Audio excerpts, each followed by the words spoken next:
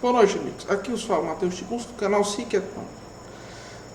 Recentemente eu fiz há um tempo atrás eu fiz um vídeo sobre os filmes do Bergman, recomendando os meus favoritos. Eu devo ter visto uns 15 filmes da sua imensa obra.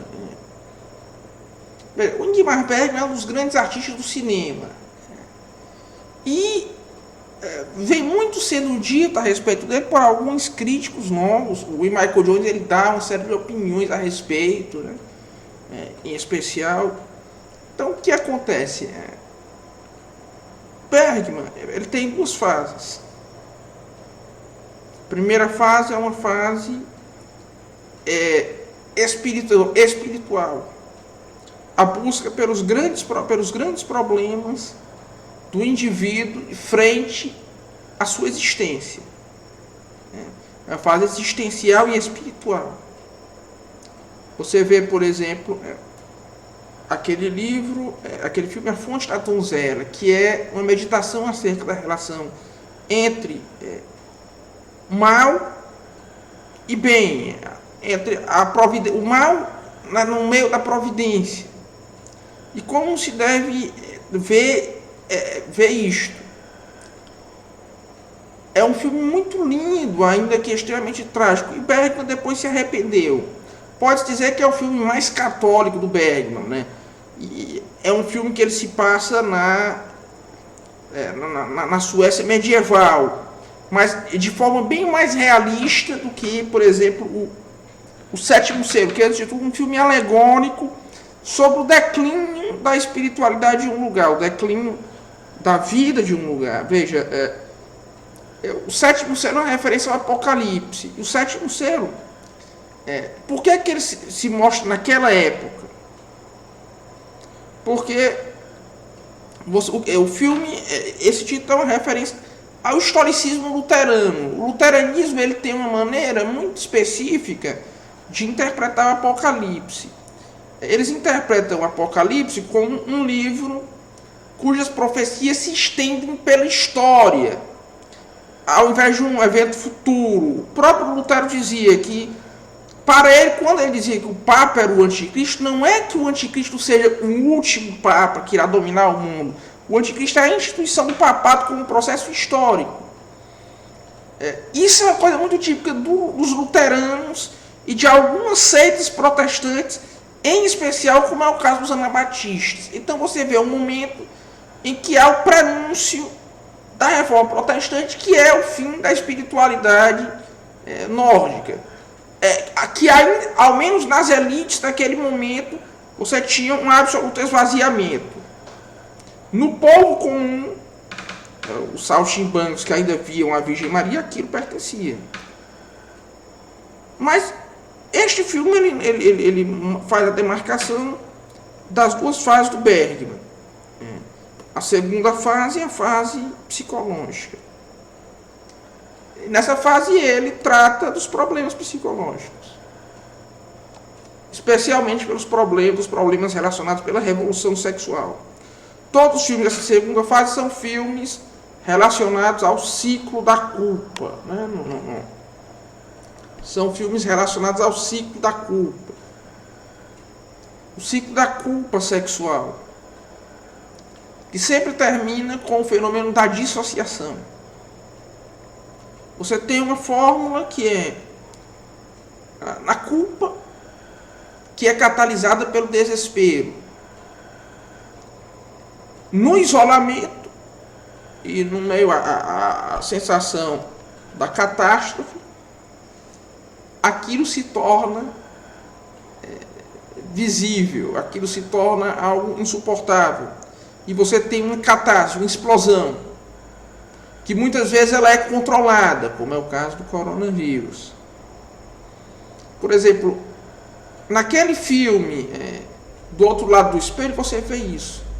As pessoas isoladas numa ilha, 4 pessoas, acabam sucumbindo ao ciclo da paixão. Que no enlouquecimento você tem a teofania dos loucos, que é o incesto. que é o meio de se retirar os segredos da natureza. O meio que todos os loucos acabam usando.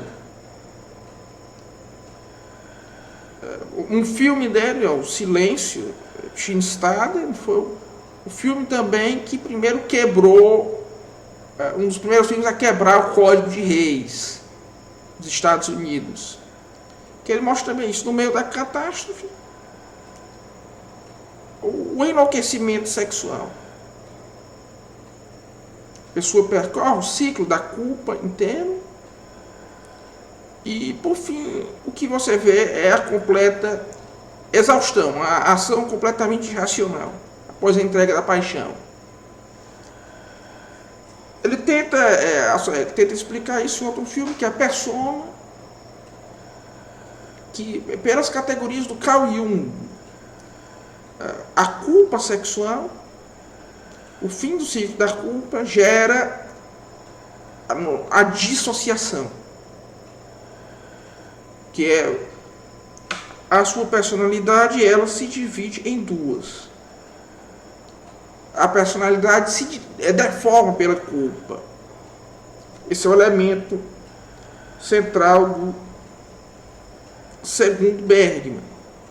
E ele também aponta, em muitos dos filmes, a engenharia social. Como, pelo isolamento, se pode moldar as pessoas.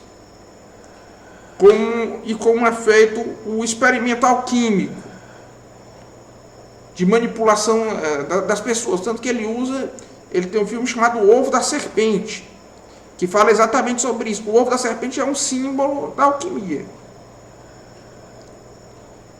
E que os indivíduos, os oligarcas, pelo controle das paixões, manipulam a vida das pessoas a um nível tão sutil que não se pode imaginar. É por isso que o Michael Jones disse que o Bergman era a pessoa que melhor entendia de revolução sexual. Isso é uma coisa que eu percebi vendo os primeiros filmes do Bergman, mas que só depois acabou se tornando evidente. Então, o que você vê é que o Bergman é um grande gênio, ele mesmo atormentado pela culpa sexual, e cuja obra é uma reação, ainda que indecisa, de muito valor. E essa é a melhor forma de se entender, a chave hermenêutica geral para que se entenda o cinema do Bergman. É o momento espiritual, os grandes problemas do indivíduo em relação à existência, que decaem pelo ciclo da culpa para os problemas psicológicos. Seria até possível você colocar todos os filmes do Bergman no meio do ciclo da culpa.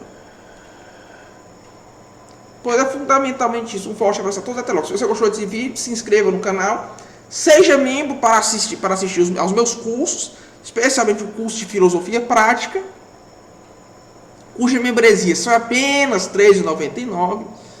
Dê o like, compartilhe o vídeo nas redes sociais. Se tiver algum dinheiro, ajude aqui. Não posso também, se puder. Você envia o vídeo para todos os seus amigos, coloca a sineta para receber as suas notificações e principalmente reze por mim. Pode um forte abraço a todos e até lá.